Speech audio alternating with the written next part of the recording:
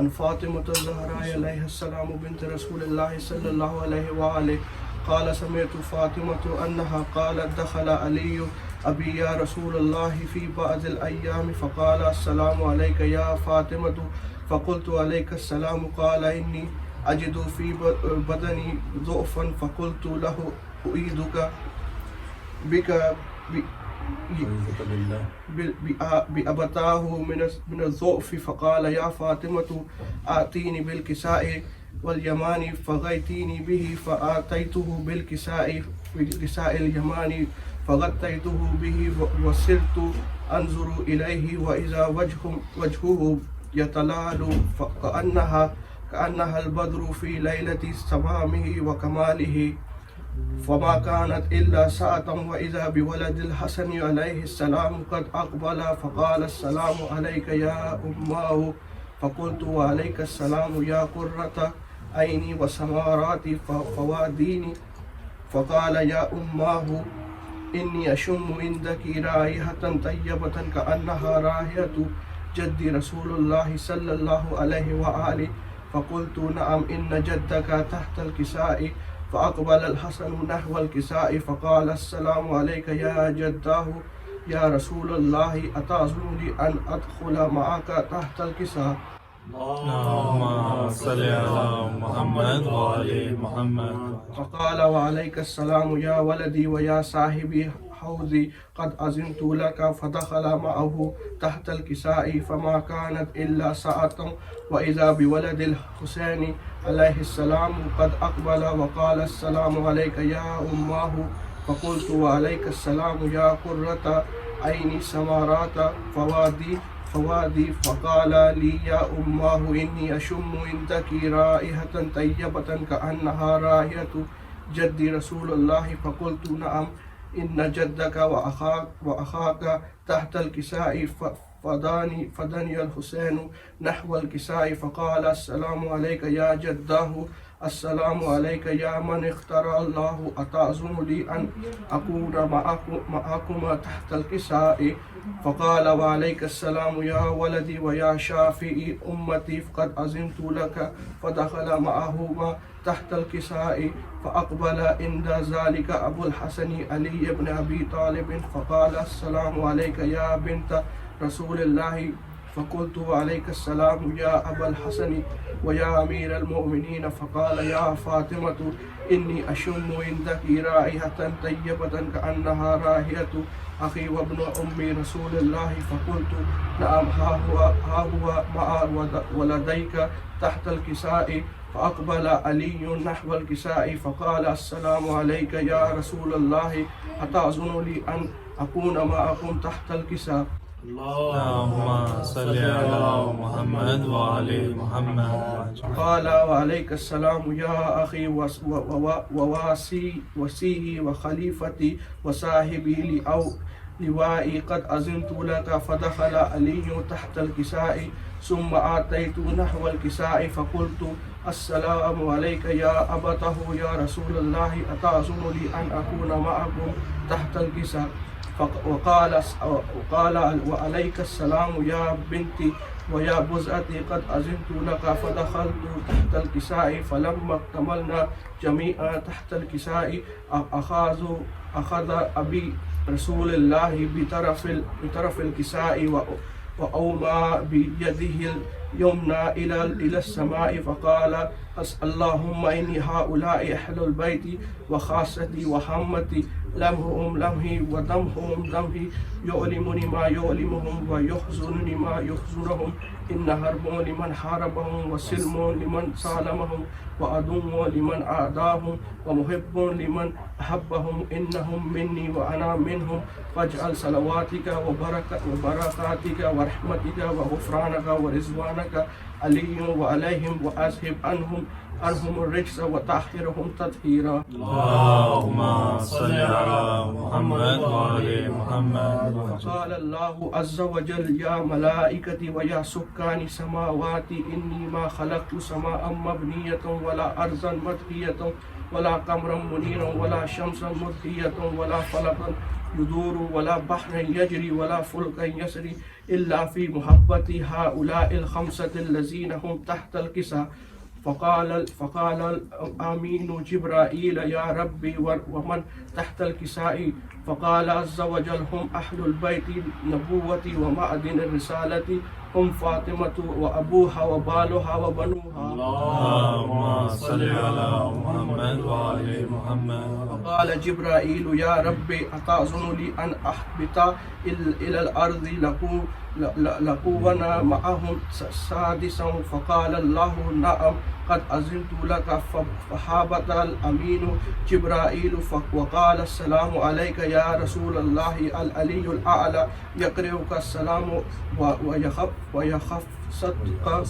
ويخصك بالتحية والإكرام ويقول لك وعزتي وجلالي إني ما خلقت سماء مبنية ولا أرضا مدحية ولا قمرا منيرا ولا شمسا مضية ولا فلكا يدور ولا بحرا يجري ولا فلكا يسري إلا لأجلكم ومحبتكم، وقد أذن لي أن أدخل معكم فهل تأذن لي يا رسول الله؟ فقال رسول الله عليك السلام يا أمين وحي الله إنه نعم قد أذنت لك. فدخل جبرائيل معنا تحت الكساء وقال لي بي إن الله قد أوحى إليكم يقول إنما يريد الله ليذهب عنكم الرجس وأهل البيت ويطهركم تطهيرا. اللهم صل على محمد وآل محمد.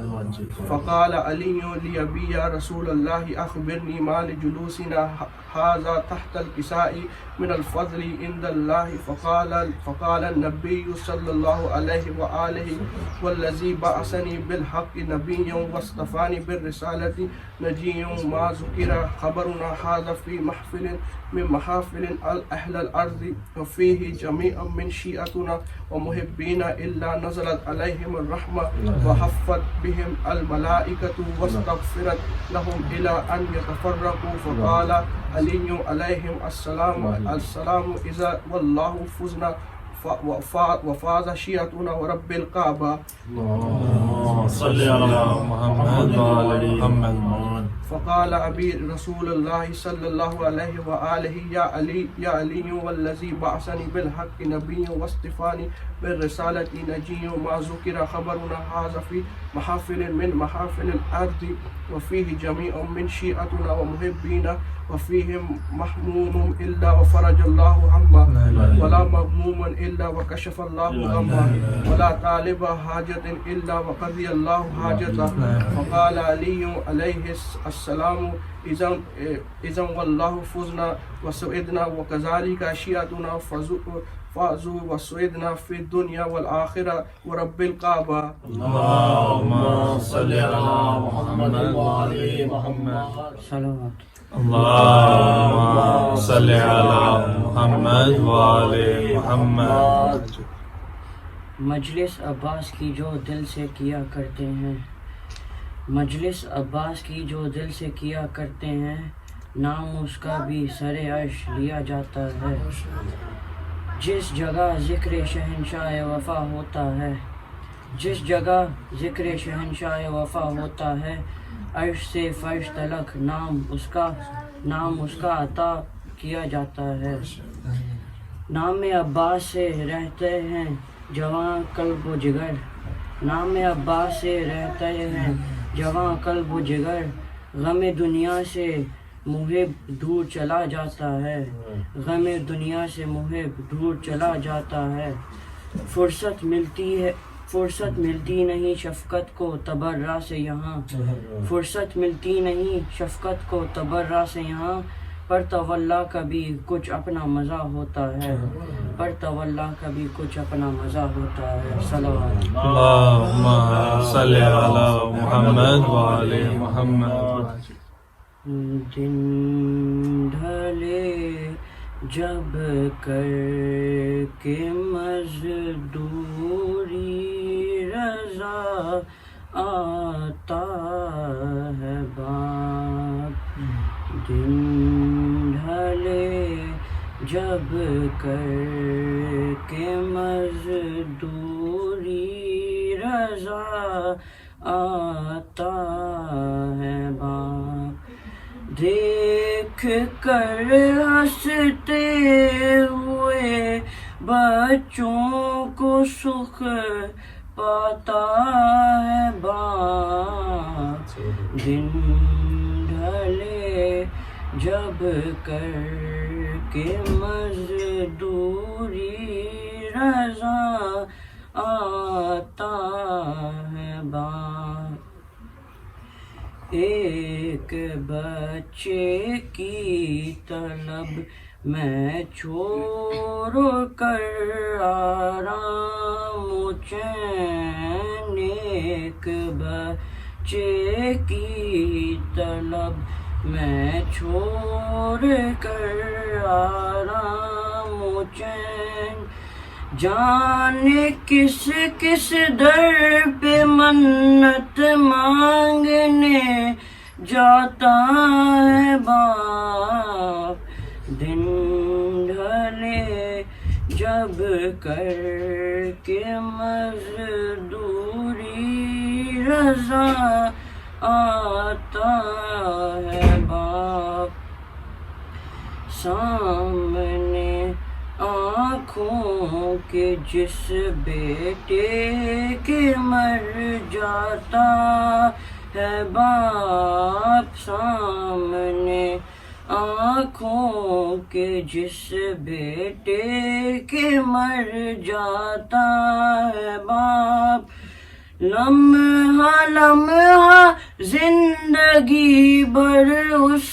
کو یاد آتا ہے باپ، دن ڈھلے جب کر کے مزدوری رضا آتا ہے باپ، عمر بھر رہتی ہے اس بیٹے کے دل میں ایک خلش، عمر بھر رہتی ہے اس بیٹے کے دل میں ایک خلش، جب ترقی دیکھنے سے پہلے مر جاتا ہے باپ، دن ڈھلے جب کر کے مزدوری رضا آتا ہے باپ، جب نمیا کامیابی چومے بیٹے کے قدم، جب نمایاں کامیابی چومے بیٹے کے قدم، نظر دلواتی ہے ماں سجدے میں گر جاتا ہے باپ، دن ڈھلے جب کر کے مزدوری رضا آتا ہے باپ، زندگی بھر چلتا رہتا ہے مشینوں کی طرح، زندگی بھر چلتا رہتا ہے مشینوں کی طرح، موت کی گودی میں ایک دن تھک کے سو جاتا ہے باپ، دن ڈھلے جب کر کے مزدوری رضا آتا ہے باپ، روتے روتے بس یہی کہتا ہے وہ ہائے حسین، روتے روتے بس یہی کہتا ہے وہ ہائے حسین، جب کبھی اپنے جواں بیٹے کو دفناتا ہے باپ، دن ڈھلے جب کر کے مزدوری رضا آتا ہے باپ.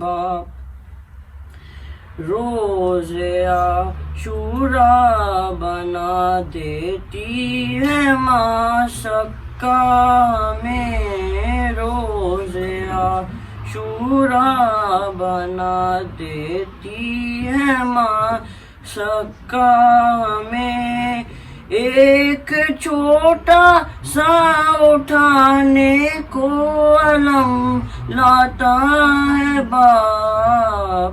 دن ڈھلے جب کر کے مزدوری رضا آتا ہے باپ.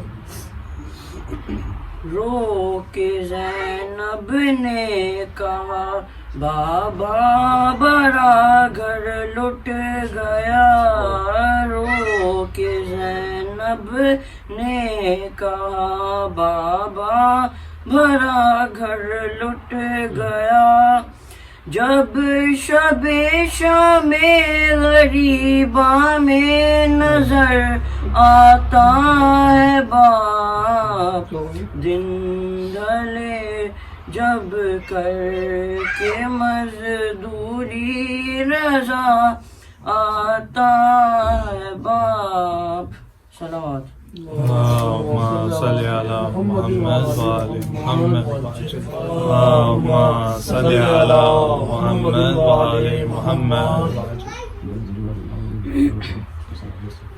دی تھی اماں نے جو دی تھی اماں نے جو پوشاک ولاد و زینب. اپنے ہاتھوں سے کفن مجھ کو پہنا دو زینب. دی تھی اماں نے جو پوشاک ولاد و زینب. اپنے ہاتھوں سے کفن مجھ کو پہنا دو زینب. آج مقتل میں فقط بات تمہاری ہوگی. ابھی اماں سے ملاقات ہماری ہوگی. ابھی اماں سے ملاقات ہماری ہوگی.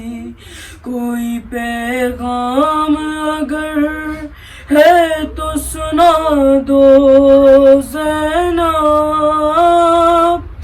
اپنے ہاتھوں سے کفن مجھ کو پہنا دو زینب.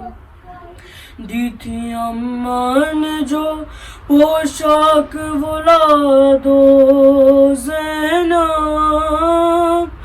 اپنے ہاتھوں سے کفن مجھ کو پہنا دو زینب. ہاتھ پابندے رسن بہنا تمہارے ہوں گے. مجھ کو رہ کے خیال آتا ہے لاش سے میرے. مجھ کو رہ کے خیال آتا ہے لاش سے میرے.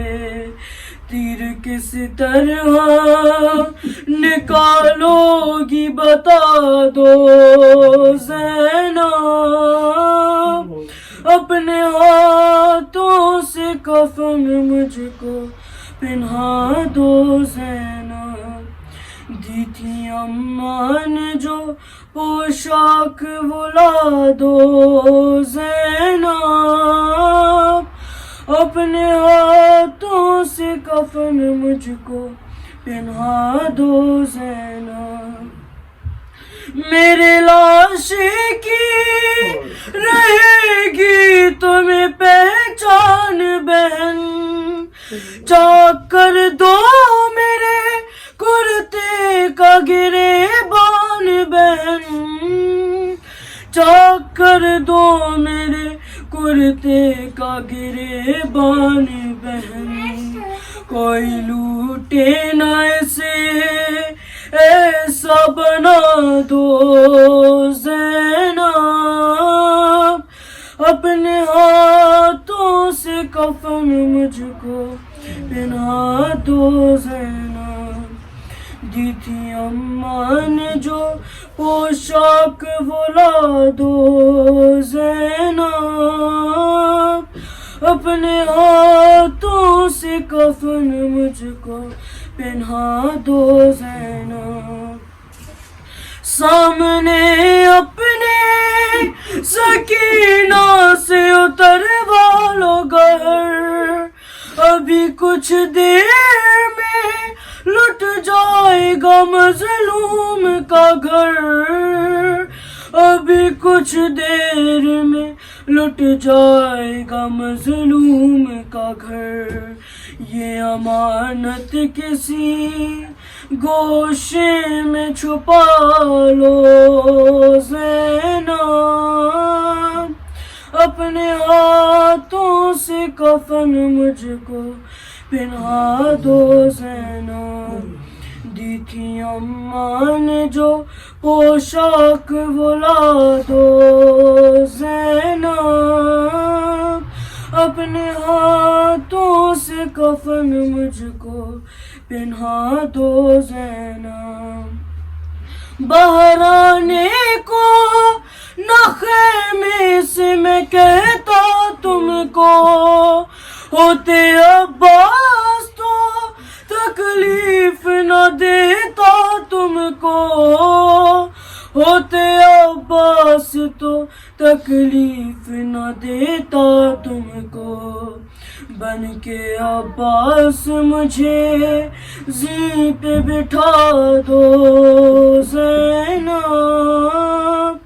اپنے ہاتھوں سے کفن مجھ کو پہنا دو زینب، دی تھی اماں نے جو پوشاک وہ لا دو زینب، اپنے ہاتھوں سے کفن مجھ کو پہنا دو زینب، جب سے اکبر گئے بینائی بھی آنکھوں کی گئی، لا کے دے دو علی اصغر کی نشانی کوئی، لا کے دے دو علی اصغر کی نشانی کوئی، کرتا بے شیر کا آنکھوں سے لگا دو زینب، اپنے ہاتھوں سے کفن مجھ کو پہنا دو زینب، گھر سے شبیر جنازے کی طرح سے نکلے، سبھی روتے تھے تکلم در خیمہ پہ کھڑے، سبھی روتے تھے تکلم در خیمہ پہ کھڑے، شے نے جس دم کہا مرنے کی رضا دو زینب، اپنے ہاتھوں سے کفن مجھ کو پہنا دو زینب، دی تھی اماں نے جو پوشاک وہ لا دو زینب، اپنے ہاتھوں سے کفن مجھ کو پہنا دو زینب، صلوات اللہم صلی علی محمد وعلی محمد، اللہم صلی علی محمد وعلی محمد، مجبور ہو کے قبر احمد سے جانے والے، مجبور ہو کے قبر احمد سے جانے والے، روتی ہے تجھ کو دنیا کربل بسانے والے، تیروں سے ناؤ خنجر سینے پہ کھانے والے، قربان تجھ پہ امت اے دین بچانے والے، ایوب بھی ہے حیران صبر و رضا پہ تیری، اکبر سے نوجوان کا لاشا اٹھانے والے، ہر سانگ دل کے دل کو تو نے ہلا کے چھوڑا، انسانیت کے جوہر رن میں دکھانے والے، اسلام فخر سے آپ سر کو اٹھا رہا ہے، ظلم یزیدیت کی گردن جھکانے والے، لاکھوں درود تجھ پر، لاکھوں سلام تجھ پر، دین محمدی کی حرمت بچانے والے، ایسا نہ ہو کہ ظالم پانی بھی بند کر دے، اے نہر القما سے خیمے اٹھانے والے، ہر قوم دکھ میں ہر سو تجھ کو پکارتی ہے، سردار یہ جہاں کا بیڑا اٹھانے والے، رو کر پکاری بانو آ جاؤ رن سے واری، اب شام ہو چلی ہے، جھولے میں سونے والے، صغرا سے کوئی کہہ دے ہے انتظار کس کا، جنگل میں سو چکے ہیں تجھ کو بلانے والے، اب سار در پہ صغرا رو رو کے کہہ رہی ہے، کیوں لوٹ کے نہ آئے پردیس جانے والے، مجبور ہو کے کمرے، محشر میں رونے والوں کو بخشائیں گے حسین، محشر میں رونے والوں کو بخشائیں گے حسین، اور ہم سے گناہ گاروں پہ شفقت تو دیکھیے۔ والد صاحب کا ایک پتہ ہے، تھوڑا سا ایک سلام، 2-3 منٹ۔ کشتی دین حق کا کنارہ علی، کشتی دین حق کا کنارہ علی، اور سب سہاروں سے بڑھ کر سہارا علی، کشتی دین حق کا کنارہ علی، اور سب سہاروں سے بڑھ کر سہارا علی، اور دنیا والوں ہمیں کچھ نہیں چاہیے، دنیا والوں ہمیں کچھ نہیں چاہیے، ساری دنیا تمہاری ہمارا علی، دنیا والوں ہمیں کچھ نہیں چاہیے، ساری دنیا تمہاری ہمارا علی، اور فوراً پہنچے مدد کو میرے رہنما، فوراً پہنچے مدد کو میرے رہنما، جب بھی مشکل میں میں نے پکارا علی، اور مقصد ظالموں پر تبرہ کیے جاؤں گا، ظالموں پر تبرہ کیے جاؤں گا، مجھ پہ شفقت ہے، شفقت کو پیارا علی۔ ایک سلام ہے میرے انعام سے، انہوں نے لکھا تھا صداقت کے لیے، نعرہ سلامات، اللہم صلی علی محمد وآل محمد۔ ہے غم سرور سعادت دین و دنیا کے لیے، ہے غم سرور سعادت دین و دنیا کے لیے، ذکر ان کا بن گیا آب بقا سب کے لیے، اور حوصلہ رکھ دل میں جینے کا صداقت کے لیے، حوصلہ رکھ دل میں جینے کا صداقت کے لیے، اور وقف کر دے زندگی ان کی محبت کے لیے، اور اے مسلمہ تو بھی آ کر بیٹھ سن ذکر حسین، اے مسلمہ تو بھی آ کر بیٹھ سن ذکر حسین، مجلس شبیر سن اپنی ہدایت کے لیے، اور رگ مودت آل سے اجر رسالت ہے یہی، رگ مودت آل سے اجر رسالت ہے یہی، اور پنجتن کا نام ہے سب کی شفاعت کے لیے، اور تھا یہی فرمان حق آلین میرے ہیں یہی، اللہ کا یہ فرمان تھا نا، آلین کون ہے؟ شیطان نے کنتا آلین، کون آلین ہے؟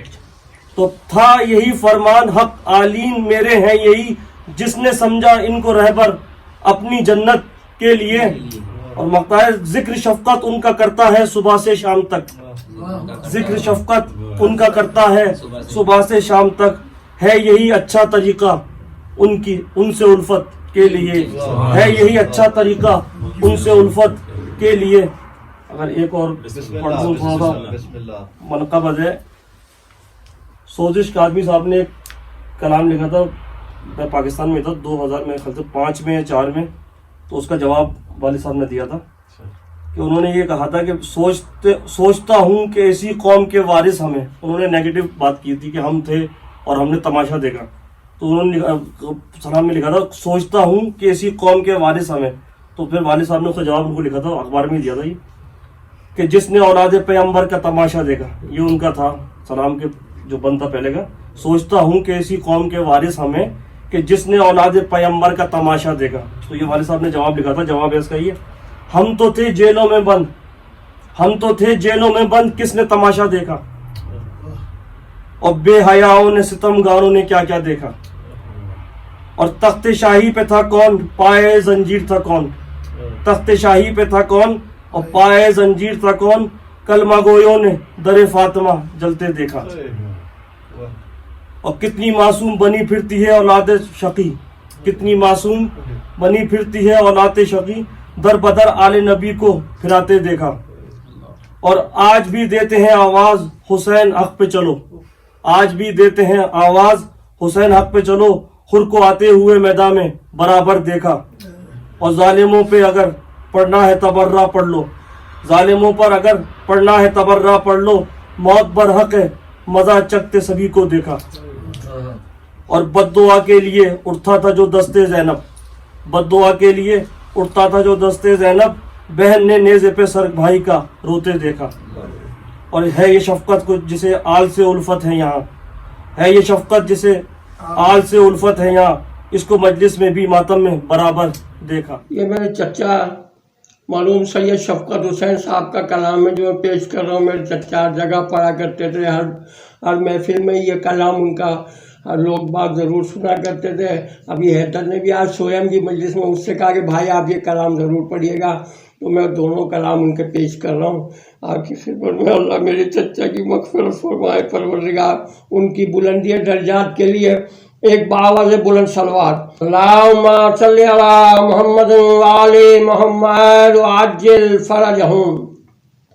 جس جگہ شبیر کی فرش عذاب بچھ جائے گی، جس جگہ شبیر کی فرش عذاب بچھ جائے گی، آ کے جو بیٹھے گا اس کی آبرو بڑھ جائے گی، آ کے جو بیٹھے گا اس کی آبرو بڑھ جائے گی۔ ہے یہی مجلس جسے معبود کرتا ہے پسند، ہے یہی مجلس جسے معبود کرتا ہے پسند، روئے شفقت ان پہ جو جنت اسے مل جائے گی۔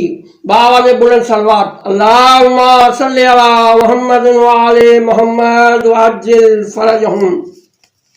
یہ دوسرا کلام یہ بھی میرے چچا کا شفقت صاحب کا لکھا ہوا ہے کہ باعمل اور نیک تھے شیخی عزا لے کر گئے، باعمل اور نیک تھے شیخی عزا لے کر گئے، قبر میں شفقت ولائے پنجتن لے کر گئے، شیخ کے غم کے داغ سے قلب و جگر گلزار تھے، شیخ کے غم کے داغ سے قلب و جگر گلزار تھے، تم کیا جانو زندگی سے ساتھ کیا لے کر گئے، تم کیا جانو زندگی سے ساتھ کیا لے کر گئے، اور حج و عمرہ و زیارت مکہ مدینہ خوب ہے، حج و عمرہ و زیارت مکہ مدینہ خوب ہے، جس سے بخشش ہوگی وہ اشک عزا لے کر گئے، اور آ گئے مرقد میں جب مولا علی امداد کو، آ گئے مرقد میں جب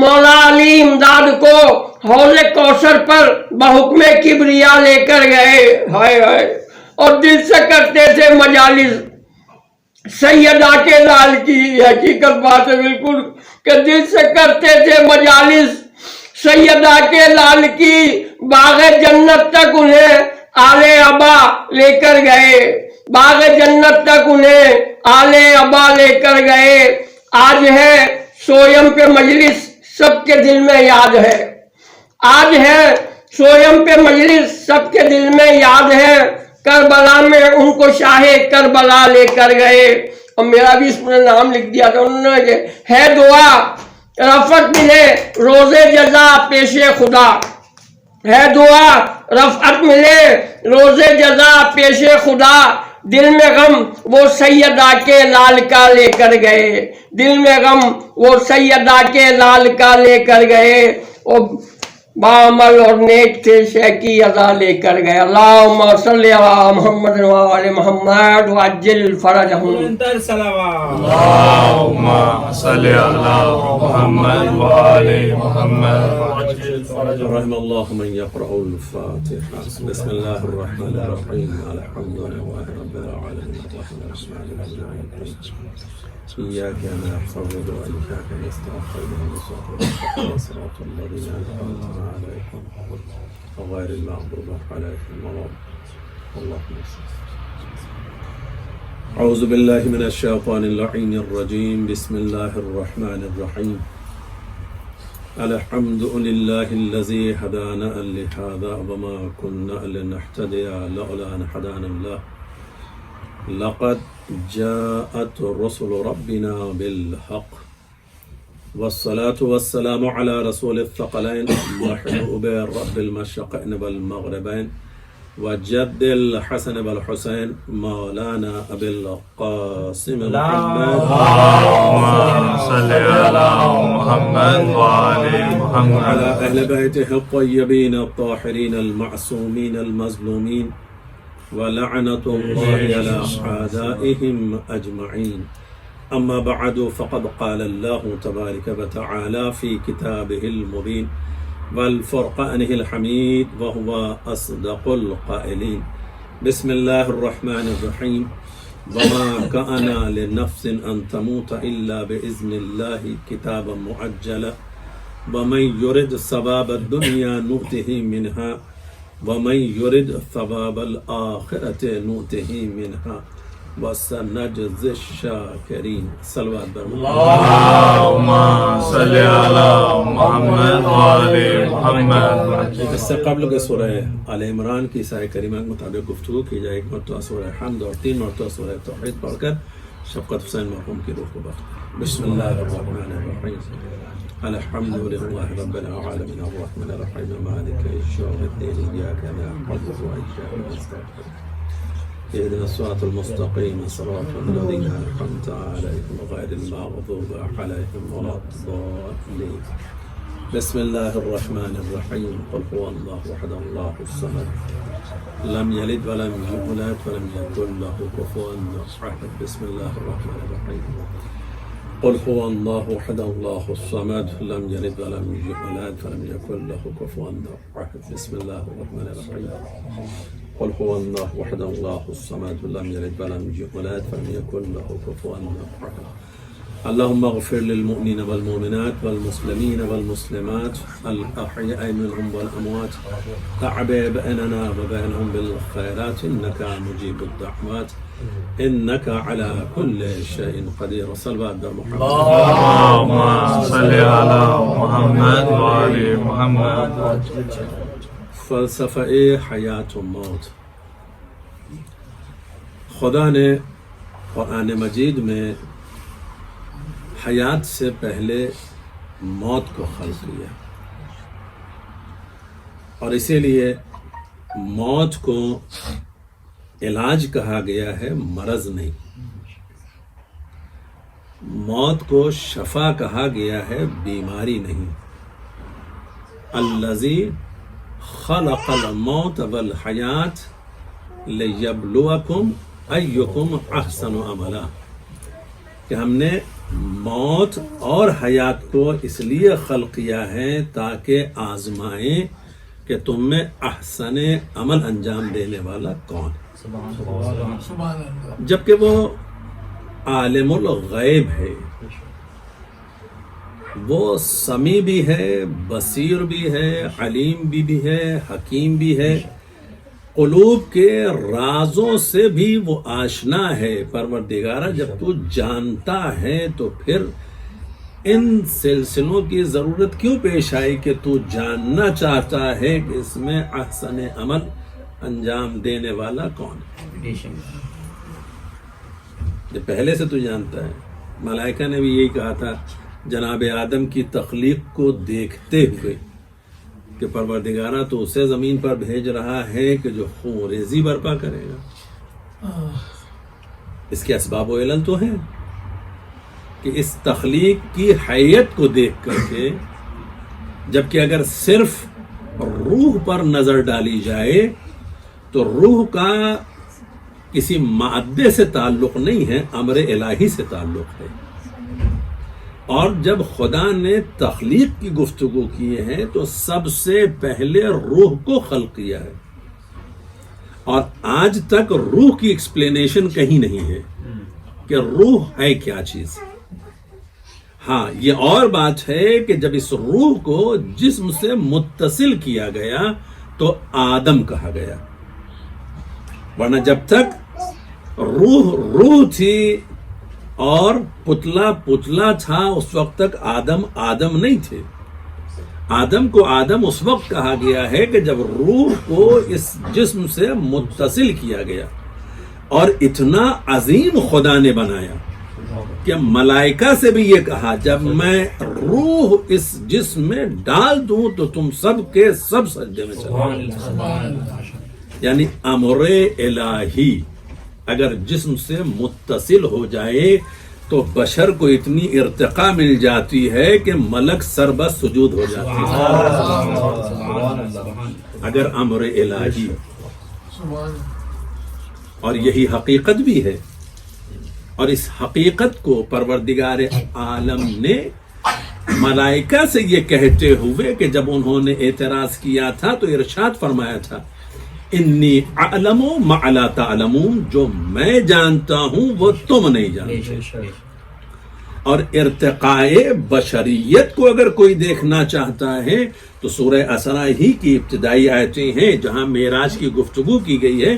پروردگار عالم نے کیا ارشاد فرمایا؟ سبحان الذی اسریٰ بعبدہ لیلا من المسجد الحرام الی المسجد الاقصی، پاک ہے وہ ذات جو اپنے بندے کو لے گئی ہے۔ اور بندے کا اطلاق صرف روح پر نہیں ہوتا ہے، روح اور جسم کے ساتھ ہوتا ہے، اور اتنی بلندیوں تک لے گیا کہ قاب قوسین و ادنی کی منزلوں کو عبور کرتے ہوئے اتنا قریب خدا کے ہو گیا کہ دو کمان یا اس سے کم کا بھی فاصلہ۔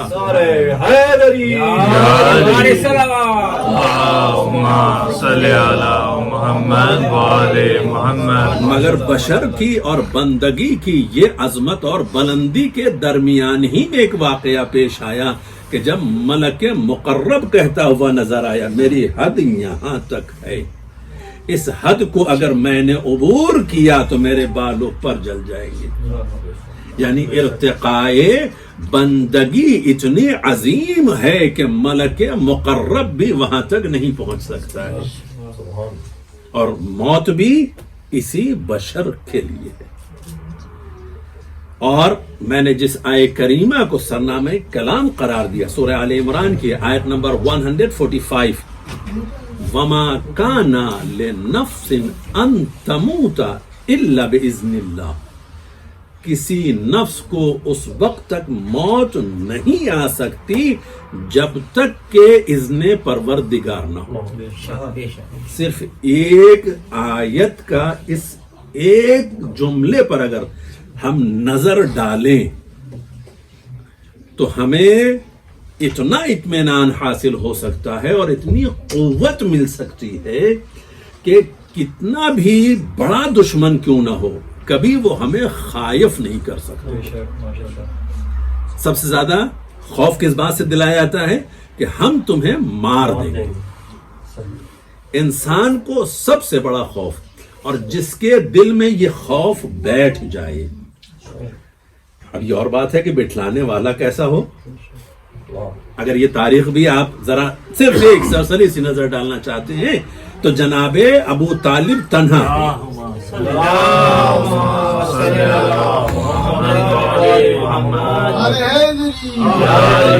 جناب ابو طالب تنہا ہیں، اور سردار مکہ کتنے ہیں؟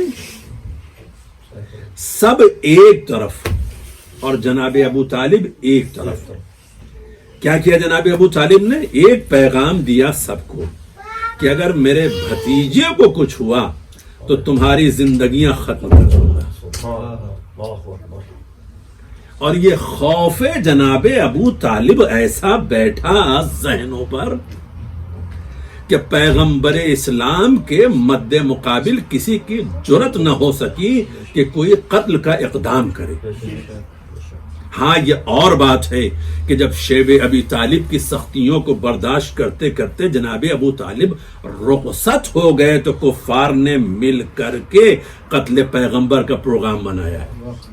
لیکن جب تک جناب ابو طالب زندہ تھے، اور یہ بھی کفار کی بدقسمتی تھی کہ پیغمبر شب ہجرت نکل گئے تو بستر پیغمبر پہ ابو طالب کا لال نظر آیا.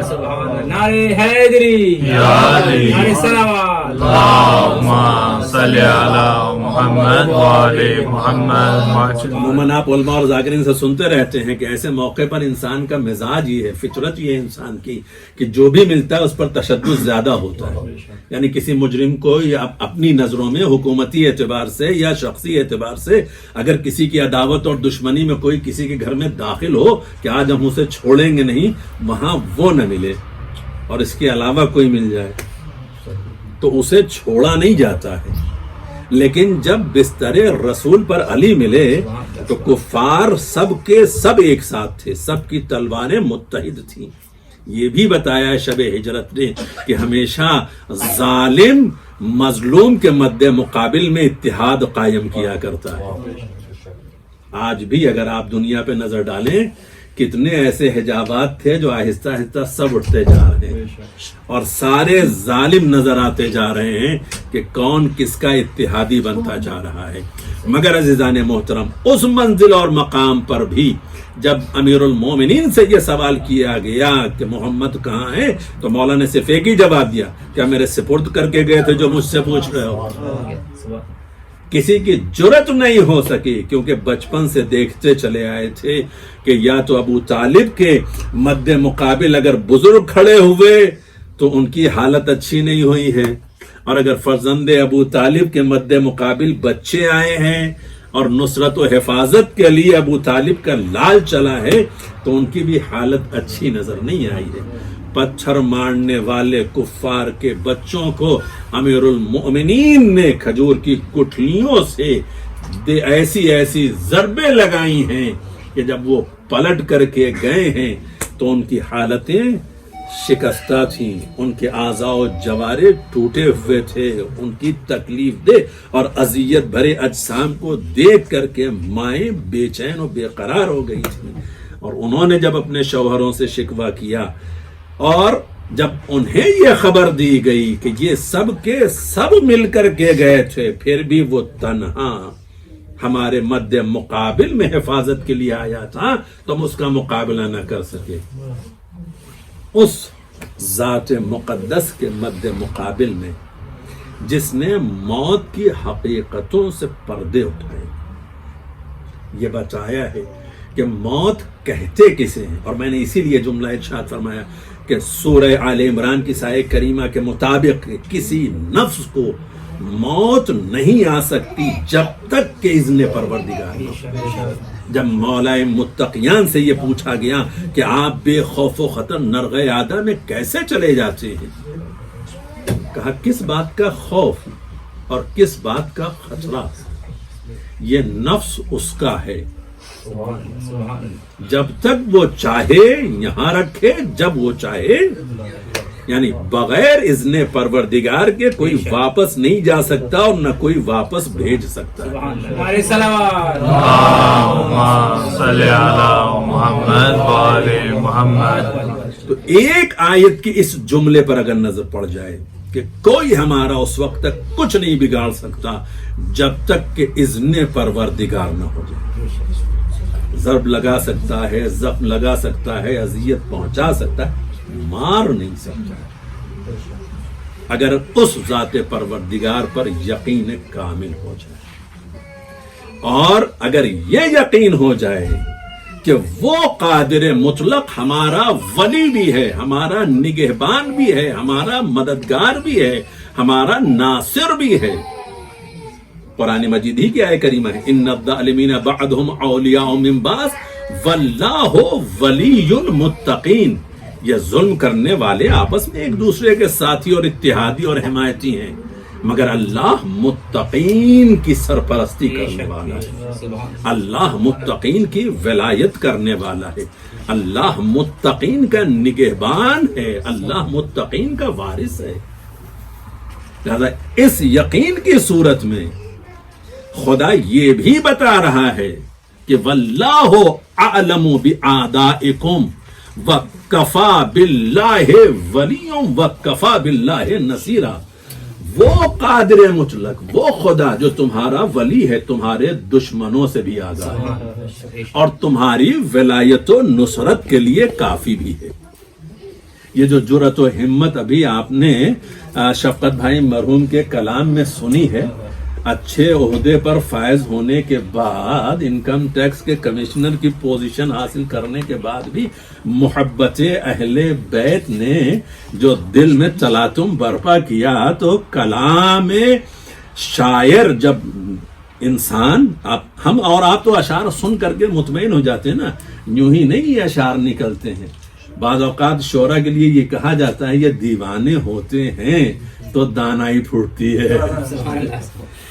اور یہ حقیقت ہے کہ یہ دل کی آوازیں ہیں، دل کی صدائیں ہیں جو جملوں میں ظاہر ہوتی ہیں. میں نے ایک مقام پر یہ جملہ بھی کہا تھا کہ مجلس جب پڑھی جاتی ہے نثر میں تو اسے خطاب کہتے ہیں، لیکن جب نظم پڑھی جاتی ہے تو اس کی مثال ایسی ہی ہے کہ جیسے بائے بسم اللہ میں بے کا نقطہ.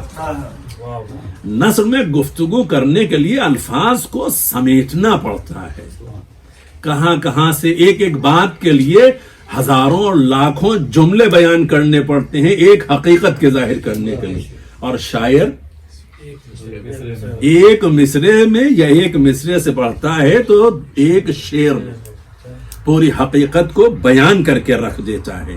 لہذا ایک طرف دنیاوی مقام، منصب، عہدہ حاصل کرنے کے بعد بھی،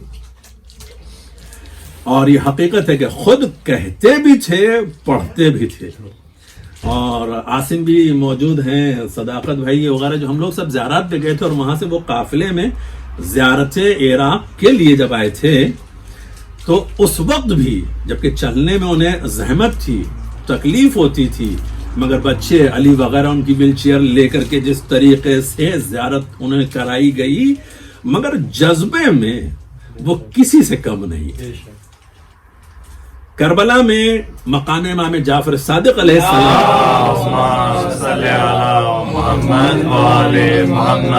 جب ہم لوگ وہاں پہنچے تو ہمارا طریقہ یہ تھا کہ ایک چھوٹی سی مجلس بھی ہو جاتی تھی، اس کے بعد زیارت بھی ہو جاتی تھی اور تھوڑا بہت بچے بھی پڑھ لیتے تھے. سب اپنا ایک سلسلہ بالکل وہ فیملی کی طریقے سے چل رہا تھا. وہاں انہوں نے پہنچ کر کے بھائی صداقت کو کتاب اپنی نکال کے دی. کہنے لگے مولانا تقریر سے پہلے جناب جعفر جن کے بارے میں نے کلام کا اسے آپ پڑھیے گا. یعنی اپنے کلام کو خود پڑھنا یا ان بچوں کا پڑھنا. میرے تایا صاحب کا انتقال ہوا, باقاعدہ خود انہوں نے اشعار کہے, تعزیتی اشعار کہے اور کتابچہ شائع کروایا اپنی طرف سے. تو یہ محبتیں, یہ عقیدتیں اہل بیت اطہار سے اور ان کے چاہنے والوں سے بھی. لہذا میں یہ حدیث کی روایت یقیناً آپ کے سامنے بیان کرنے کا حق رکھتا ہوں کہ پیغمبر اسلام نے ارشاد فرمایا صلی علی محمد وعلی محمد کہ خداوند عالم اس شخص کو بھی جنت عطا فرمائے گا جو زہرا کے محبوں سے محبت کرے. جناب زہرا کے محبوں سے محبت کرنے والا. یہ اخوت اور محبت جو آپس میں قائم کی جاتی ہے, یہ کس بنیاد پر ہے؟ کہاں کہاں سے لوگ جمع ہو جاتے ہیں. فرش عزا بچھائے گی, محبت اہل بیت ہے. یہ تذکرہ کرنا یا تذکرہ اہل بیت, ایک مصرع بھی اگر محبت اہل بیت میں کہا گیا ہو اور وہ بارگاہ عصمت و الہی میں قبول ہو جائے تو اس کے عوض میں جنت. ایک مصرع, اور یہ صحیح حدیث ہے, اس میں کوئی شک و شبے کی گنجائش نہیں ہے. یہ صحیح حدیث ہے. تاریخ اہل بیت اطہار میں بزم معصوم میں شعراء نے اپنے کلام پیش کیے ہیں. فرزدق, دوبل خزائی, یہ سب وہ ذوات مقدسہ ہیں کہ جنہوں نے معصوموں کے سامنے ان کی فضیلتیں بیان فرمائی ہیں, ان کی عظمتوں کو بیان فرمایا, اور کہیں الگ سے بیان نہیں کرتے تھے. اگر دیکھا جائے جناب فرزدق کا پورا قصیدہ اگر آپ اس کو پڑھیں تو وہ خطبہ امام سجاد کا سمجھ لیجئے ترجمہ ہے عربی میں. یعنی مولانا نے جو خطبے میں اپنے بیان فرمایا کہ میں مکہ اور مینا کا بیٹا ہوں اور میں اپنی عظمت فضیلت ساری جو مولانا بیان فرمائی وہی جناب فرزدق نے قصیدے میں بیان فرمائی ہے. تو نہیں جانتا اے ہشام, میں جانتا ہوں. یہ مکہ اور منا کا بیٹا ہے, یہ حرم کا بیٹا ہے. اس کی چاپ کو اگر حجر اسود سن لے تو اس کے قدموں میں گر کر کے بوسہ لے. یہ تمام فضیلتیں بیان کی جا رہی.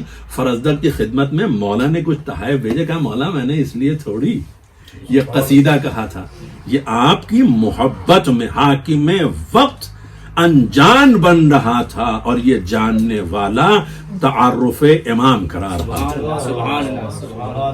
یہ ہے حقیقت کہ جہاں ایسے حالات و واقعات میں تو اس منصب اور عہدے کو مرحوم جس پر فائز تھے اور اس کے بعد محبت اہل بیت میں اس طرح سے اشعار کہنا اور پڑھنا, یقیناً ایک مصرع اگر قابل قبول ہو.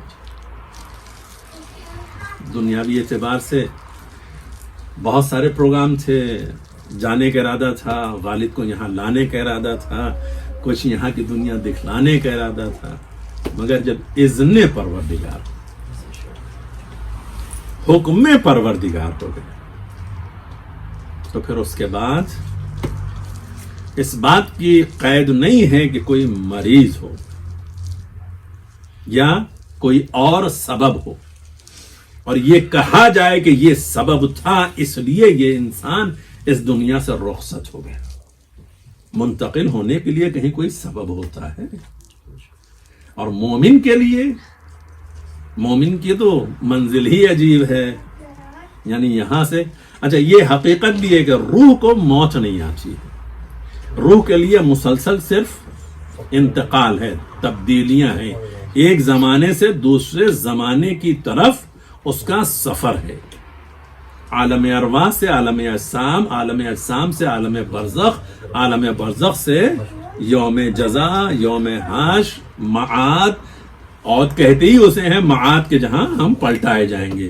یہ ایک سلسلہ ہے اور پھر اس کے بعد کنٹینیو جنت ہے کہ جس کے لیے کہا گیا ہے کہ ہمیشہ کے لیے رہا جائے گا. تو یہ ایک سفر ہے جو اس منزل تک پہنچنا ہے. ابھی یہ زندگی ہماری عالم اجسام کی ہے. عالم اجسام میں انسان کو اللہ نے اشرف المخلوقات خلق کیا.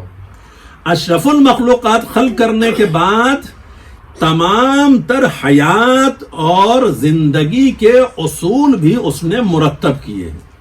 اور صرف مرتب نہیں کیے، مرتب کرنے کے بعد بذریعہ معلم ہمیں تعلیم بھی دی ہے، جسے آپ نبی کہیں، رسول کہیں، ولی کہیں، امام کہیں، خلیفہ کہیں، جتنے بھی منصب ہیں، جتنے بھی الہی عہدے ہیں، یہ سب اللہ کی طرف سے جو منتخب کیے گئے ہیں وہ انسانیت اور بشریت کو بلندی کی طرف مائل کرنے کے لیے معلمین کی صورت میں ہیں.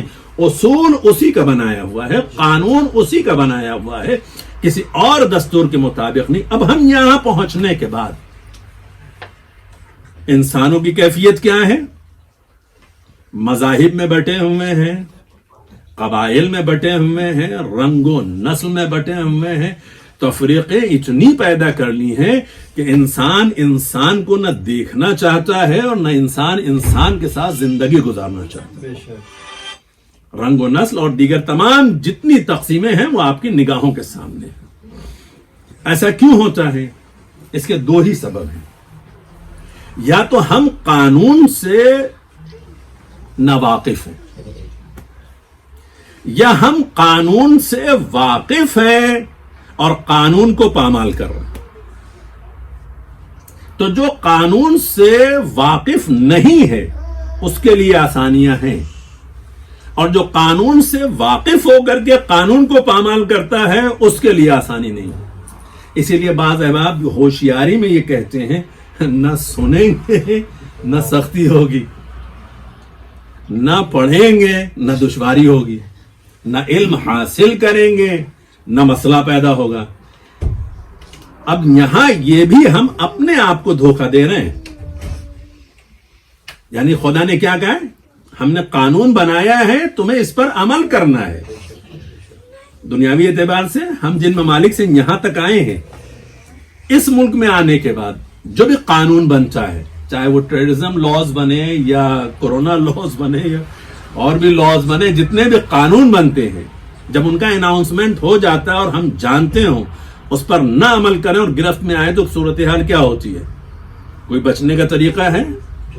کوئی بچنے کا طریقہ نہیں ہے جب تک کہ آپ اس سزا کو پورا نہ کریں. ہم مملکت خدا داد میں رہتے ہوئے، اس کی کائنات میں رہتے ہوئے اور یہ یقین رکھتے ہوئے کہ اس نے بھیجا ہے، اسی کی طرف جانا بھی ہے، پھر بھی مطمئن ہے کہ ہم جو کچھ کریں وہ ہمیں کچھ نہیں کرے گا. ظاہراً ہم کیوں مطمئن ہیں؟ ہمارے اطمینان کا سبب کیا ہے؟ جبکہ میں آپ کے آغاز میں جملہ کہہ چکا ہوں، الذی خلق الموت والحیات لیبلوکم ایکم احسن عملا. اللہ نے موت و حیات کو خلق ہی اس لیے کیا تاکہ ہمیں آزمائے کہ ہمیں احسن عمل انجام دینے والا کون ہے. احسن عمل آپ انجام کب دے سکتے ہیں؟ جب جانتے ہوں گے کہ یہ احسن عمل ہے. ہمیں احسن عمل کریٹ کرنے کی ضرورت نہیں ہے، جاننے کی ضرورت ہے. ہمیں احسن عمل کہتے کسے ہیں، اس کو ایجاد کرنے کی ضرورت نہیں ہے. احسن عمل خدا نے کسے کہا ہے، ہمیں وہ معلوم کرنے کی ضرورت ہے. اب خدا نے ہمیں خلق بھی کیا ہے، قانون بھی بنایا ہے، معلم بھی بھیجا ہے. قانون بھی سب سے اعلیٰ ہے، معلم بھی سب سے اعلیٰ ہے. تعلیم حاصل کرنے والے بچے، شاگرد، اسٹوڈنٹ، انہیں کیسا ہونا چاہیے؟ فطرت کیا کہتی ہے؟ عقل کیا کہتی ہے؟ سب سے اعلیٰ ہونا چاہیے. اور یہ حقیقت بھی ہے کہ جو حقیقی شاگرد تھے وہ سب سے اعلیٰ تھے. چاہے امیر المومنین کے رہے ہوں، چاہے پیغمبر اسلام کے رہے ہوں، چاہے امام حسن کے رہے ہوں، امام حسین کے رہے ہوں، چاہے امام سجاد کے ہیں یا امام باقر کے ہیں یا امام صادق کے ہیں، کسی بھی امام کے دور میں، کسی بھی امام کے دور میں جو حقیقی شاگرد نظر آتے ہیں وہ سب کے سب اعلیٰ نظر. اچھا معصومین نے ہم سے بھی ارشاد فرمایا تم اعلیٰ بنو اور اتنے اعلیٰ بنو کہ زمانہ تمہارا محتاج ہو جائے، تم زمانے کے محتاج نہ ہو. اچھا ہم سب جانتے ہیں کہ دشمنوں کی سازشیں ہمارے خلاف ہیں، ہمیں آگے نہیں جانے دیتے. آج اس 21ویں صدی میں بھی ہم کبھی ترقی کے موضوع پر آپس میں گفتگو نہیں کرتے. ہم کبھی اس بات پر بحث و تکرار نہیں کرتے کہ کس طریقے سے اپنی قوموں، ملتوں اور بچوں کو اس قابل بنایا جائے کہ وہ زمانے میں سب سے اعلیٰ ہو جائے. اس بات پر کبھی ہمارا آپس میں جھگڑا نہیں ہوتا. ہماری جنگ جو ہوتی ہے وہی بنیادی چیزوں پر، جو ہزاروں سال سے لاکھوں مرتبہ جس کا جواب دیا جا چکا ہے. اگر دشمن بھی وہی پھلجڑی چھوڑتا رہتا ہے اور ہم اسی کے پیچھے دوڑتے رہتے ہیں. اس سے بچنے کا صرف ایک طریقہ یہ ہے کہ دشمن کی ان بنیادی بحثوں سے ہٹ کر کے اگر ہم چاہتے ہیں اپنے کو ترقی یافتہ افراد میں شامل کر سکیں تو ایک ہی فارمولہ ہے علم، چاہے وہ دینی ہو چاہے وہ دنیاوی ہو. بغیر علم کے نہیں. اور اگر آپ نے یہ کوششیں کر لیں تو اس وقت جتنی بھی گفتگو کی جا رہی ہے ڈاکٹر قلب صادق صاحب کی مناسبت سے یہی کہا جا رہا ہے جب تک وہ یونٹی کالج باقی ہے، ایرا ہاسپٹل باقی ہے اور یہ باقی ہے اور وہ باقی ہے، اس وقت تک قلب صادق مریں گے نہیں. اور جتنی نسل ان کے ان کالجوں سے نکل کر کے جائے گی وہ سب ان کی احسان مند رہے گی. اگر ایک محب اہل بیت کے احسان سے اس وقت دنیا کے افراد اگر دیکھا جائے، نہ معلوم کتنے ممالک میں ان کے کالجز اور یونیورسٹی سے نکلے ہوئے افراد ترقی پا کر کے زندگیاں گزار رہے ہیں، وہ انہیں یاد کر رہے ہیں، ان کا رخصت ہو گیا. تو جن کا ہماری زندگی پر احسان ہے، جن کی بقا سے یہ کائنات باقی ہے، جن کے وجود سے ہماری حیات باقی ہے، جن کے وجود سے ہم صراط مستقیم پہ چلنے کے راستے تلاش کر سکتے ہیں، اپنے آپ کو اعلیٰ اور عرفہ بنا سکتے ہیں، ان ذوات مقدسہ کو کیسے فراموش کیا جا سکتا ہے؟ اسی لیے ختمی مرتبت نے یہ ارشاد فرمایا ہے من ماتا ولم یعرف امام زمانہ فقد ماتا میتۃ جاہلیہ، کہ جو اپنے زمانے کے امام کی معرفت کے بغیر مر جائے اس کی موت جہالت اور گمراہی کی موت. یعنی جس کے وجود سے تمہاری حیات باقی ہے، تمہاری کائنات باقی ہے، تمہارا سارا سلسلہ قائم و دائم ہے. اگر اس قائم کو تم فراموش کر جاؤ اور اس کی معرفت نہ حاصل کر سکو تو پھر تمہاری حیات کا مقصد کیا ہے؟ لیکن ہم اپنے مختصر اور قلیل سی عبادتوں کے لیے بھی چاہتے یہی ہیں کہ ہمیں اس کی جزا فوراً مل جائے. اسی لیے سورہ آل عمران کی آیت کریمہ میں کہ بغیر اذن پروردگار کے کسی نفس کو موت نہیں آ سکتی، ہر شخص کی موت کا وقت کتاب اجل میں تحریر ہے. وَمَن يُرِدْ ثَوَابَ الدُّنْيَا نُؤْتِهِ مِنْهَا. اگر کوئی یہ چاہتا ہے، وہ قادر مطلق اعلان کر رہا ہے کہ کوئی انسان اگر یہ چاہتا ہو کہ اس کی جزا اسے دنیا میں مل جائے وہ یہی دے دے گا. وَمَن يُرِدْ ثَوَابَ الْآخِرَةِ نُؤْتِهِ مِنْهَا. اور اگر کوئی یہ چاہتا ہے کہ اس کی جزا آخرت میں ملے تو اسے وہاں دے دے گا. جو پوری کائنات کا خلق کرنے والا ہے وہ مجبور تو نہیں ہے کہ یہاں مانگا یہاں نہیں دے سکتا، وہاں مانگا وہاں نہیں دے سکتا. وہ اعلان کر رہا ہے تم جہاں مانگو گے ہم تمہیں وہاں عطا کر دیں گے. لیکن آخر کا بڑا جملہ وَسَنَجْزِي الشَّاكِرِينَ. اللہ ان قریب شکر کرنے والوں کو بہترین جزا عطا فرمائے گا. شکر کرنے. اب آپ دیکھیں تو تاریخ عصمت میں بھی یہ واقعات ملتے ہیں. ایسی مناظر بڑی سخت ہوتی ہیں. جب جناب ابراہیم نے یہ خواب دیکھا کہ میں اسماعیل کو ذبح کر رہا ہوں تو اپنے خواب کو جناب اسماعیل سے بیان کیا، پھر دیکھا، پھر بیان کیا. جناب اسماعیل نے کیا ارشاد فرمایا؟ بابا جان جو آپ کو حکم دیا جا رہا آپ اس پر عمل کریں، انشاءاللہ آپ مجھے صابرین میں سے پائیں۔ یہ حقیقت بھی ہے، مقام صبر بھی عظیم ہے۔ لیکن ختمی مرتبت نے امیر المومنین سے پوچھا، علی میرے بعد جتنے بھی مسائل تم پر گزریں گے اور وہ وقت بھی آئے گا کہ جب حالت سجدہ میں تمہاری داڑھی کو خضاب کیا جائے گا تمہارے خون کے ذریعے سے، تو اس وقت تمہاری کیا کیفیت ہوگی؟ تو مولا نے پیغمبر سے اپنے چاہنے والوں کے لیے بھی یہی سوال کر لیا، ہم حق پر تو ہیں، کہا ہم حق پر نہیں ہے تو کون ہے؟ اچھا یہ کوئی بعید نہیں چیز ہے بھائی، حق علی کے ساتھ ہے، علی حق کے ساتھ ہیں۔ دعائے پیغمبر کیا ہے؟ پروردگارہ حق کو ادھر موڑ دے جدھر علی ہوں۔ نعرہ صلوات، یعنی جہاں علی نہیں ہے وہاں حق ہے ہی نہیں، یا یوں کہوں دوسرے الفاظ میں کہ علی ہی کا نام حق ہے۔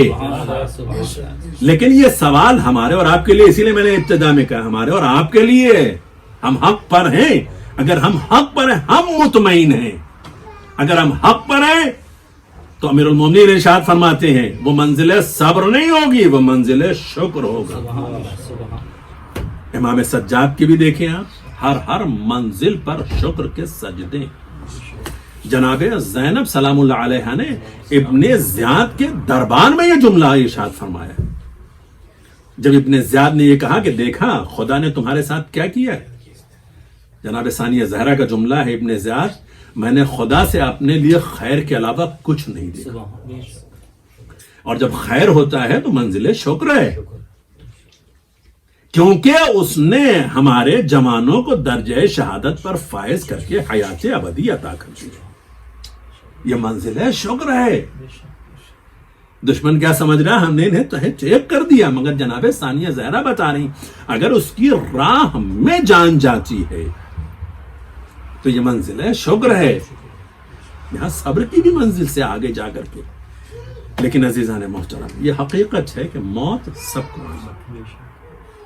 آنے سے پہلے ہمیں غور کرنا ہے کہ ہمیں ذائقہ موت میں کیسا ذائقہ چاہیے۔ ذائقہ شیریں بھی ہے، ذائقہ کڑوا، اختیار بشر۔ حق کے ساتھ اگر زندگی گزار کر کے جاؤ گے تو موت سے بہترین کوئی اور ذائقہ ہے ہی نہیں۔ جناب قاسم کی گفتگو آپ کی نگاہوں کے سامنے، شہد سے زیادہ شیریں، یہ جملہ احلى من العسل، یہ جملہ بتا رہا ہے کہ حق پر موت آئے تو یہ شہد سے زیادہ شیریں۔ خوف کس بات کا؟ خوف بہت ساری چیزوں کا ہم نے خود مسلط کیا ہوا، اور یقیناً اس یقین کی منزل میں، اور یہ بھی جانتے ہوئے کہ ہمارا اپنا ہے کیا، بھئی جسم ہم نے بنایا ہے، ہمارا ہے، روح ہماری ہے، ہمارے اختیار میں نہیں، نہ جسم ہمارا ہے نہ روح ہماری ہے۔ تو جو مولا کا جملہ ہے جب تک وہ یہاں رکھنا چاہے رکھے، جب بلانا چاہے اس کی مرضی۔ اسی نے خلق بھی کیا، اسی نے خریدا بھی ہے، اس سے بڑا احسان اور کیا ہے؟ جناب زہرا کے ایک جملہ بڑا عظیم جملہ ہے، جناب زہرا ارشاد فرماتی ہیں کہ ہمیں بغیر استحقاق کے خدا نے مستحق بنا دیا ہے، یعنی ہر شے اس کی ہے، ہمارا کوئی حق نہیں تھا، مگر پھر بھی اس نے ہمیں حقدار بنا دیا۔ ہم کہنے کے اہل ہو گئے کہ یہ ہمارا جسم ہے، ہمارا ہاتھ ہے، ہمارا پیر ہے، ہماری آنکھیں ہیں، ہماری روح ہے، ہم ہیں، جبکہ سب کچھ، اور اگر اسی کے ساتھ ساتھ جو کچھ اس نے بتایا ہے ہم اس کے مطابق زندگی گزار رہے ہوں، جسے صاحب ایمان کہتے ہیں، اگر مومن ہوتے ہوئے زندگی گزار رہے ہوں تو خدا یہ بھی ارشاد فرماتا ہے کہ ان اللہ اشتری من المؤمنین انفسهم واموالهم بان لهم الجنہ، کہ میں نے مومنین کے نفس اور مال کو جنت کے عوض میں خریدا۔ تو جس کے نفس اور مال کو اللہ نے پہلے ہی جنت کے عوض میں خرید لیا ہو، اس کے لیے بے چینی اور بے قراری کس بات کی ہے؟ اس کا مطلب ہی یہ ہے کہ ہماری بے چینی اور بے قراری اگر ہم میں پائی جاتی ہے تو تو ہم خود یہ سمجھتے ہیں کہ ہمارے ایمان میں کہیں خلل ہے، اور اگر ایمان میں خلل نہیں ہے تو پھر قلب سلیم مومن ہی کا ہوتا ہے، مطمئن قلب. لیکن یہ مطمئن قلب اسی وقت ہو سکتا ہے کہ جب ہم علم رکھتے ہوں اور احسن عمل انجام دیتے ہوں اور جانتے ہوں کہ منزل صبر کیا ہے، منزل شکر کیا ہے. ورنہ اسی کورونا کے سلسلے میں مسلسل رپورٹ آ رہی ہے 15 لاکھ سے زیادہ، کوئی کہہ رہا ہے 20 لاکھ سے زیادہ افراد جو رپورٹڈ افراد ہیں مر گئے. کتنے دوست و احباب کے جنازے آپ نے یہاں سنے، فلاں کی خبر سنی، فلاں کی خبر سنی. ایجوکیٹڈ افراد، ڈاکٹر حضرات، انجینئر حضرات، دیگر علماء، مراجع نہ معلوم کتنے ایسے معلمین اس دنیا سے رخصت ہو گئے. جب احمد مرسل نہ رہے تو کون؟ لیکن اسی کے ساتھ ساتھ مومن کے لیے ایک جملہ کہ موت کے خوف سے مجھ کو نہ ڈرا پہلے سے، دل میں ہے نام علی نام خدا پہلے سے. اس منزل پر اگر انسان قائم ہو جائے تو کوئی خوف نہیں، پھر وہی اطمینان قلب ہے. روح کب جسم سے منتقل ہو جاتی ہے پتہ بھی نہیں چلتا، اور اس کی مثال کیا دی گئی ہے؟ جیسے پھول سے خوشبو نکل جائے. شہدائے راہ حق کی تاریخیں آپ کی نگاہوں کے سامنے، اگر تیر و تبر و نشتر سے جسم چھلنے بھی نظر آئے ہیں تب بھی جسم کا کوئی درد انہیں کہیں تڑپا نہیں سکا، بے چین و بے قرار نہیں کر سکا. بلکہ زمین کربلا پر تو تاریخ یہی نقل کی گئی ہے کہ زخموں سے چور پڑا ہوا جو آخری سانسیں لے رہا تھا وہ بھی اتنا عظیم تھا کہ جتنے زندہ تھے جو اس کے پاس پہنچتے تھے تو ان سے یہی کہتا تھا، دیکھو میں جانتا ہوں کہ میرے بعد تم بھی میرے پیچھے آ رہے ہو، لیکن جب تک زندہ رہنا، جب تک تمہارے جسم میں جان باقی رہے اس بات کا خیال رکھنا فرزند زہرا کو کوئی زخم نہ آنے پائے. اپنے زخموں کی فکر نہیں، اپنی اذیت اور درد اور تکلیف ظاہراً جو ہوتا ہے کہ جس میں زخم پڑتے ہیں تو تکلیف کا احساس ہوتا ہے، مگر زمین کربلا پہ 3 دن کے بھوکے پیاسے زخموں سے چور چور تپتی ہوئی ریت پر پڑے ہوئے ہیں، پھر بھی ایک ہی خواہش ہے. میں خبر ہے مولا بتا چکے ہیں کہ جو بھی یہاں پر ہے وہ باقی نہیں بچے گا، تم بھی ہمارے پیچھے آ رہے ہو، لیکن جب تک سلامت رہنا. اگر تمہاری حیات میں فرزند زہرا کو کوئی زخم آ گیا تو کیا جواب دیں گے جناب زہرا کو؟ امام کو کوئی تکلیف نہ پہنچنے پائے. نماز ظہر ادا کی گئی ہے تو اس حالت میں ادا کی گئی ہے کہ چاہنے والے صفوں کے سامنے کھڑے ہو گئے، آنے والے تیروں کو اپنے سینوں پہ روکتے جاتے ہیں، اپنی ڈانوں سے روکتے جاتے ہیں اور ایک دوسرے کو تاکید کرتے جاتے، خیال رکھنا تمہارے جسم چھلنی ہو جائے مگر امام تک کوئی تیر پہنچنے نہ پائے. لیکن جب وقت آن پہنچا کوئی نہیں ہے. حل من ناصر ینصرن حل من مغیث یغیثنا کی صدائیں مقتل میں گونج رہی ہیں. آنے والے اجنہ بھی آ رہے ہیں، مخلوقات بھی آ رہی ہیں، ملائکہ بھی آ رہے ہیں، مگر اس ابتلا اور آزمائش میں فرزند زہرا یہی کہتا نہیں تمہاری ضرورت ہمیں نہیں ہے، تم واپس جا سکتے ہو. میں نہیں جانتا امام مظلوم کی صدا میں کتنا درد تھا کہ گہوارے میں اصغر بھی بے چین ہو گیا، حمق کر کے اپنے آپ کو گہوارے سے زمین پہ گرا دیا. خیمے میں تلاتم برپا ہوا اور تلاتم کا برپا ہونا تھا کہ امام حسین در خیمہ پہ آ گئے، بہن زینب ابھی حسین سلامت ہے، ابھی تمہارا ماجایا باقی ہے، اس طرح سے بے چین ہو کر کے کیوں گریہ کر رہی ہو؟ کہا بھیا تمہاری صدا استغاثہ پر اصغر نے گہوارے سے اپنے آپ کو گرا دیا۔ امام سمجھ گئے، شش ماہی کو لیا، مقتل میں آئے، اتمام حجت کیا، آخری فدیہ بھی پیش کر چکے، لیکن جب اصحاب و انصار کے لاشیں اٹھائے تھے امام کے قدم ٹھہرے نہیں تھے، مقتل سے خیمے تک آ گئے، لیکن 2 لاشیں امام نے اٹھائے تو امام کے قدم رکے ہیں۔ جب اصغر کا لاشا لے کر کے چلے تو آگے بڑھتے ہیں اور پھر پیچھے ہٹتے ہیں اور کہتے جاتے ہیں انا للہ و انا الیہ راجعون۔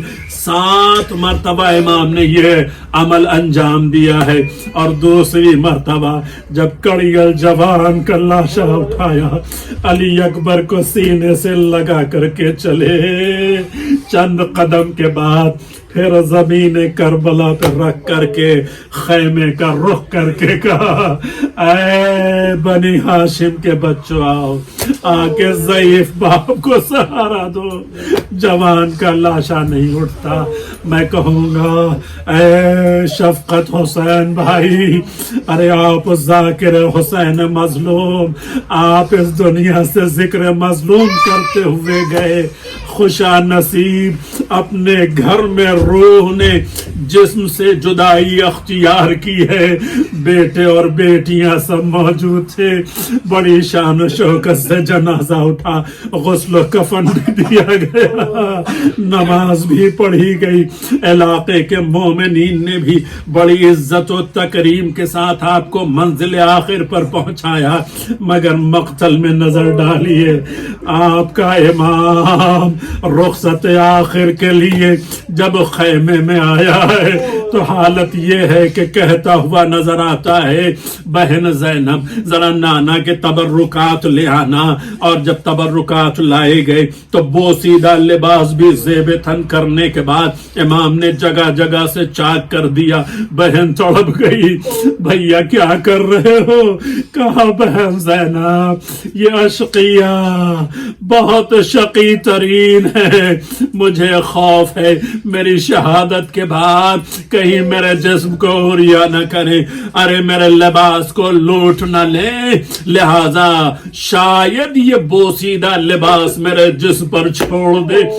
لیکن اس کے باوجود بھی جب بہن بھائی کے لاشے پر پہنچی تو لباس لٹے ہوئے تھے، خاک کربلا نے چھپایا ہوا تھا، اور اسی کے ساتھ ساتھ سمے اسپاں سے جسم پامال تھے، جسم کے ٹکڑے زمین کربلا پہ بکھرے پڑے ہوئے تھے۔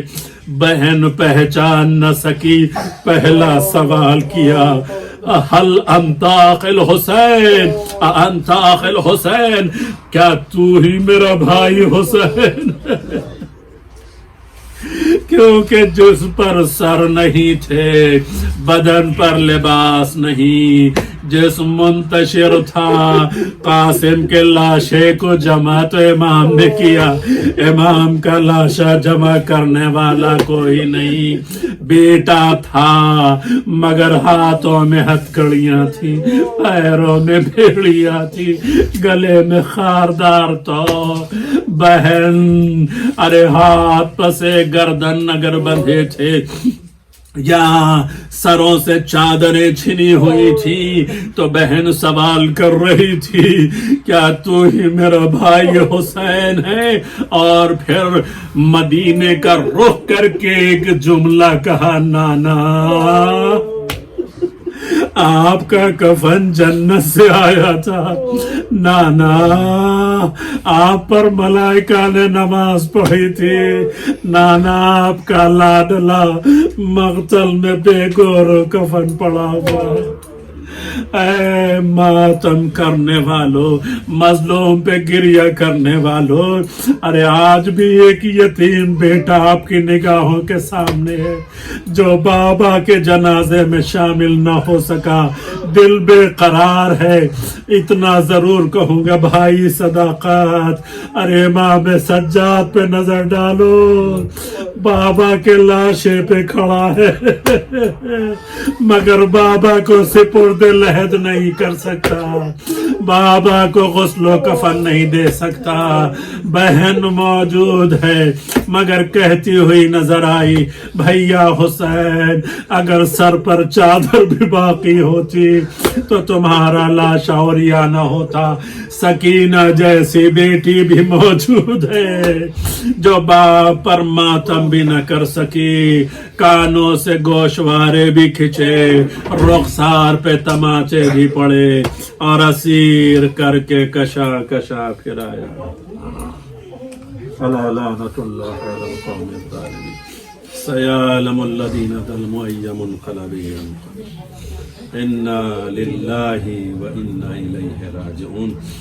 اللهم إني أسألك بحق محمد وأنت المحمود، بحق علي وأنت الأعلى، بحق فاطمة وأنت فاطر السماوات والأرض، بحق الحسن وأنت المحسن، بحق الحسين وأنت قديم الحسن، بحق الأئمة التسعة الطاهرين من ذرية الباري على محمد وآل محمد کے واسطے شب دعا، شب عبادت ہے، شب مغفرت ہے، شب بخشش، شب جمعہ، پروردگارہ ہماری اس عبادت کو قبول فرما۔ میرے معبود تیری بارگاہ میں ہم دعا کرتے اس مجلس اعزا کا ثواب، حدیث قصہ، قرآن مجید، آیات الہیہ، جو کچھ بھی تلاوت کی گئی ہیں، جو اذکار کیے گئے ہیں، ان سب کا ثواب بوسیلہ محمد وآل محمد شفقت حسین مرحوم کی روح کو پہنچا کے پروردگارہ ان کی قبر کو منور فرما، ان کے گناہ کبیرہ و صغیرہ کو معاف فرما، ان کے درجات کو بلند فرما، جوار معصومین میں جگہ عطا فرما۔ پروردگارہ مظلوم کربلا کا ماتم دار گیا ہے، مظلوم کربلا کے محبت میں، عقیدت میں اشعار کہنے والا گیا ہے، جناب زہرا کی شفاعت نصیب فرما، اور ان یتیم بچوں پر رحم فرما، اور بچیوں پر اور تمام اعزاء و قربا پر ان کی جدائی کی صورت میں صبر کی قوت اور ہمت عطا فرما، اور جو کچھ بھی انہوں نے نیک اعمال انجام دیے ہیں مرحوم کی مناسبت سے اسے قبول مقبول فرما، اپنی جانب سے اجر کثیر عطا فرما۔ پروردگار تو نے نبی کریم کے لیے ارشاد فرمایا، علم یجد کا یتیما فآوا، جب میں نے تجھے یتیم پایا تو سرپرستی کی ہے۔ ہم جانتے ہیں کہ تو کریم ہے، اگر کسی کا باپ اس سے لیتا ہے تو اسے صبر کی قوت بھی عطا کرتا ہے اور اس کی سرپرستی بھی فرماتا ہے۔ میرے معبود ان یتیم بچوں کو، بچیوں کو صبر کی قوت اور ہمت عطا فرما، اور ان کی ولایت و نصرت فرما، اس گھر میں رحمت و برکتوں کو نادل فرما، بلیات سے محفوظ فرما، مرحوم کے درجات کو بلند فرما، اور ان سب کو خصوصی طور پر اور زیادہ سے زیادہ مرحوم کے لیے اعمال صالحہ انجام دینے کے لیے توفیق عطا فرما۔ میرے معبود یہ تمام سوگواران مظلوم کربلا جو آج اس مجلس میں شامل ہوئے ہیں، ان کی حاجات کی تکمیل فرما، ان کی توفیقات میں اضافہ فرما، انہیں صحت و سلامتی اور طول عمر عطا فرما۔ میرے معبود تمام کائنات کے مومنین اور مومنات کی جان و مال و عزت و آبرو کی حفاظت فرما، بیماروں کو صحت کاملہ عطا فرما، مرحومین کی مغفرت فرما، شہدائے راہ حق کے درجات کو بلند فرما، ظالمین و فاسقین کو پروردگارہ جلد سے جلد تکفیرین کو نیست و نابود فرما، ہمارے بچوں کو زمانے کی تاریکیوں سے محفوظ فرما، ہم سب کو علم حاصل کرنے کی توفیق عطا فرما، اور اسی کے ساتھ ساتھ بچوں کو بھی دینی اور دنیاوی تعلیمات سے سرفراز فرما، ان کے مستقبل کو روشن فرما، میں نے معبود ان کے قلوب کو منور فرما، انہیں اپنے بزرگوں کی عزت و تکریم کی توفیق عطا فرما، بزرگوں کی ان پر رحم کی توفیق عطا فرما۔ پروردگارہ ظلم و استبداد بڑھتے جا رہے ہیں، جن ممالک کے اندر بھی ظلم و زیادتیاں ہو رہی ہیں وہاں امن و آشتی کو قائم و دائم فرما، مظلومین اور مستضعفین کی مدد و نصرت فرما، پروردگارہ مقدس مقامات کی خصوصی طور پر حفاظت فرما، ہم سب کو حج عمرے اور زیارات سے مشرف فرما، ہماری ماں بہنوں بیٹیوں کی فتح اور پاک دامنی کی حفاظت فرما، انہیں کی سیرت جناب زہرا اور جناب ثانیہ زہرا کے مطابق زندگی گزارنے کی انہیں توفیق عطا فرما، بار الہ تمام صاحبان ایمان کو متحد و متفق فرما، دین اسلام کو کامیابی اور ترقی عطا فرما، دشمنان اسلام کو ذلیل و رسوا فرما، امام زمان کے ظہور میں تعجیل فرما، اور ہم سب کو اصحاب و انصار امام میں شمار فرما۔ ربنا تقبل منا انک انت السمیع العلیم۔ آخر میں بھی ایک مرتبہ سورہ حمد اور 3 مرتبہ سورہ توحید پڑھ کر تمام مرحومین مؤمنین اور مومنات، بالخصوص اہل خانہ کے تمام مرحومین، تمام شہداء راہ حق، وہ مرحومین مومنین اور مومنات کی جن کا کوئی والی و وارث نہیں ہے، ان سامعین کے تمام مرحومین کے ساتھ ساتھ پروردگارہ شفقت حسین مرحوم کی روح کے لیے بخش دیں اور ان کے درجات کی بلندی کے لیے دعا خیر فرمائیں۔ بسم اللہ الرحمن الرحیم، الحمد للہ رب العالمین الرحمن الرحیم مالک یوم الدین، ایاک نعبد و ایاک نستعین، اهدنا الصراط المستقیم صراط الذین انعمت علیہم غیر المغضوب علیہم ولا الضالین۔ بسم اللہ الرحمن الرحیم، قل هو اللہ احد اللہ الصمد لم یلد ولم یولد ولم یکن له کفوا احد۔ بسم اللہ الرحمن الرحیم، قل هو اللہ احد اللہ الصمد لم بسم اللہ الرحمن بسم اللہ الرحمن الرحیم، قل هو اللہ احد اللہ الصمد کفوا احد۔ اللهم اغفر للمؤمنين والمؤمنات والمسلمين والمسلمات الأحياء منهم والأموات، تعبئ بيننا وبينهم بالخيرات إنك مجيب الدعوات إنك على كل شيء